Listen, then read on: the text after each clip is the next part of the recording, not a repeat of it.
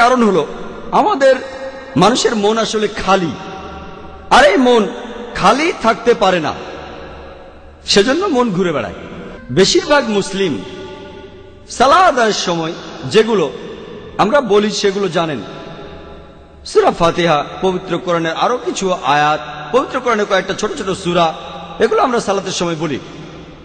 মুসলিমরা আমরা এগুলো এত যান্ত্রিকভাবে পড়ি যে আপনি যদি কোনো মুসলিমকে ঘুম থেকে ডেকে তোলেন আর তাকে সূরা ফাতিহা বলতে বলেন, সে এই কাজটা 100 মাইল স্পিডে করতে পারবে। আলহামদুলিল্লাহ রাব্বিল আলামিন আর-রাহমানির মালিক একেবারে যান্ত্রিক। যেহেতু এটা যান্ত্রিক, আমাদের মনের খুব সামান্য একটা অংশ এখানে ব্যস্ত থাকে। এই যান্ত্রিক অংশগুলো বলার সময় আমরা সেগুলো ভালোভাবেই জানি, যেমন সূরা ফাতিহা আর কোরআনের অন্যান্য আয়াত। বেশিরভাগ মুসলিম আমরা বেশিরভাগই অনারব, আমরা আরবি ভাষায় কথাবার্তা বুঝতে পারি না। আর যেহেতু আমরা সালাতের সময় যেটা পড়ছি সেটা বুঝতে পারছি না, তখনই এই সম্ভাবনাটা দেখা দেয় যে আমাদের মন চিন্তা করবে। সেজন্য মন যাতে এইসব চিন্তা না করতে পারে, আমরা সালাতের সময় আরবিটা পড়ব, আর একই সাথে আমরা এই আরবি আয়াতগুলোর অর্থ বুঝতে চেষ্টা করব। যদি ইংরেজি জানেন, ইংরেজি অনুবাদটা মনে করেন। যদি আপনি উর্দু জানেন, উর্দু অনুবাদটা মনে করেন। যদি আপনি হিন্দি জানেন, হিন্দি অনুবাদটা মনে করেন। যদি মারাঠি ভাষা জানেন সেটা মনে করেন। যদি গুজরাটি ভাষা জানেন সেটা মনে করেন। আপনি সেই ভাষার অনুবাদটা মনে রাখেন যে ভাষাটা আপনি সবচেয়ে ভালো জানেন। যেমন ধরুন, আমরা যখন সূরা ফাতিহা পড়ি, বিসমিল্লাহির রহমানির রহিম, দয়াময় ও পরম দয়ালু আল্লাহর নামে শুরু করছি। আলহামদুলিল্লাহি রাব্বিল আলামিন, সকল প্রশংসা জগৎ সমূহের মালিক আল্লাহ। আর রহমান রহিম, যিনি দয়াময় এবং পরম দয়ালু। মালিক ইয়াউমিদ্দিন, তিনি কর্মফল দিবসের মালিক। ইয়াকা নাবুদু ওয়া ইয়াকা নাস্তাইন, আমরা শুধু তোমার ইবাদত করি, শুধু তোমার সাহায্য চাই। ইহদিনাস সিরাতাল মুস্তাকিম, আমাদের সরল পথ দেখাও। ইহদিনাস সিরাতাল মুস্তাকিম সিরাতাল লাযিনা আনআমতা আলাইহিম গায়রিল মাগদুবি আলাইহিম ওয়ালাদ-দাল্লিন, তাদের পথ যাদেরকে তুমি অনুগ্রহ দান করেছো, এবং তাদের পথ নয় যারা ক্রোধ নিপতিত, আর তাদের নয় যারা পথভ্রষ্ট। যখন এই সূরা ফাতিহা আপনি পড়বেন অথবা আরবিতে অন্য আয়াত পড়বেন, একই সাথে অর্থটাও মনে করুন, আর আপনার মন তখন ঘুরে বেড়াবে না। কারণ এতে করে আপনি সালাতের সময় যে আরবি পড়ছেন সেটার অর্থ মনে রাখতেই মন ব্যস্ত থাকছে। কিন্তু কয়েকদিন পরে বা কয়েক মাস পরে এটাও একেবারে যান্ত্রিক হয়ে যাবে। আমাদের মন খুব শক্তিশালী। আপনি আরবিটা পড়বেন আর অর্থটা মনে করবেন, কারণ আমাদের মন খুবই শক্তিশালী। এখানেও সম্ভাবনা থাকে যে মন অন্য চিন্তা করবে, কিন্তু সম্ভাবনাটা কম, কারণ মনের খুব ছোট্ট একটা অংশ আরবি পড়ায় ব্যস্ত থাকবে। আর আপনার মনের যে বাকি অংশটা তখন অর্থ মনে করবে। অন্য চিন্তা করার সম্ভাবনা কম, তারপরও মন চিন্তা করতে পারে। মনের এই চিন্তা দূর করার জন্য আপনি আরবিতে আয়াতগুলো পড়বেন আর সেগুলোর অর্থ মনে করবেন। এছাড়াও আপনি মনোযোগ দেবেন যে আয়াতগুলো পড়ছেন আর তার অর্থ মনে করছেন। একজন মানুষ দুটো জিনিসের উপরে 100% মনোযোগ দিতে পারে না। দুটো জিনিসের উপর 50% মনোযোগ দেওয়া যায়, বা 80% 20%, কিন্তু 100% দুটো আলাদা জিনিসের উপরে কেউ মনোযোগ দিতে পারে না। তাহলে যত বেশি মনোযোগ দেবেন আপনার মন ততখানি কম ঘোরাঘুরি করবে।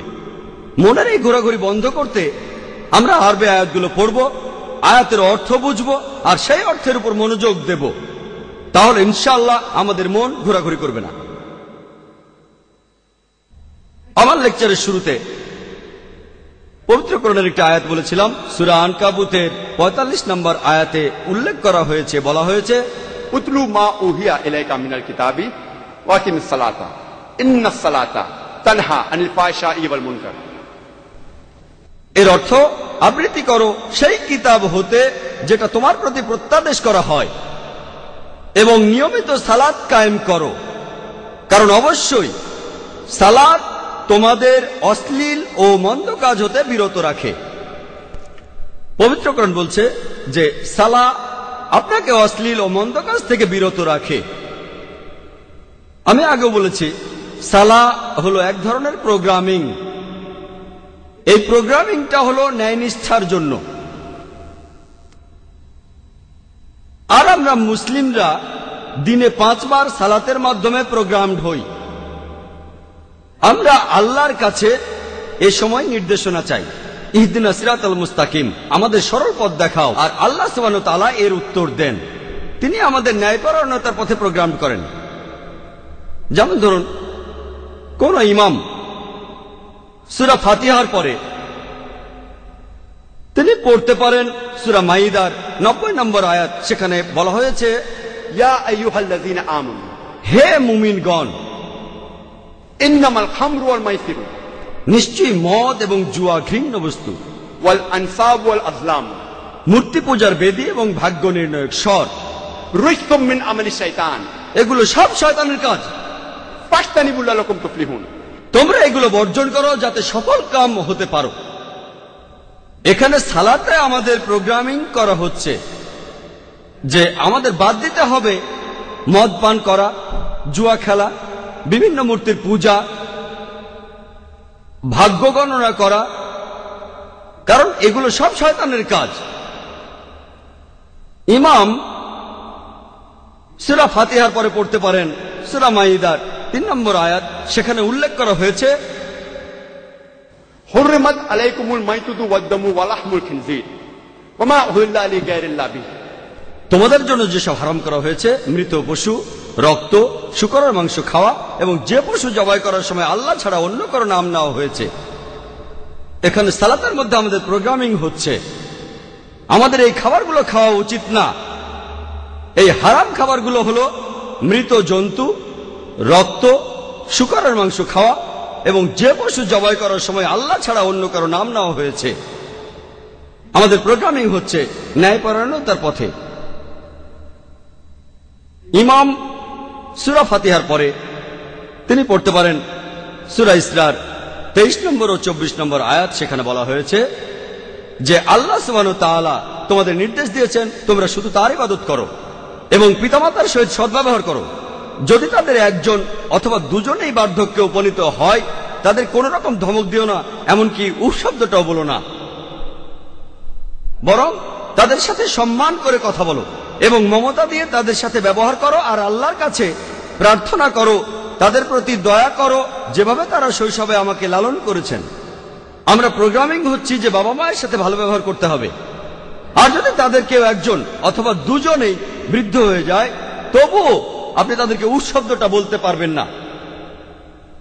সালাতের মধ্যে আমাদের প্রোগ্রামিং হচ্ছে। কম্পিউটারে সাধারণত প্রোগ্রাম করার দরকার হয় মাত্র একবার, কিন্তু যেহেতু মানুষের মনের একটা নিজস্ব ইচ্ছা রয়েছে যেটা কম্পিউটারের নেই, আমাদের মানুষের প্রোগ্রাম হওয়ার প্রয়োজন প্রত্যেক দিন।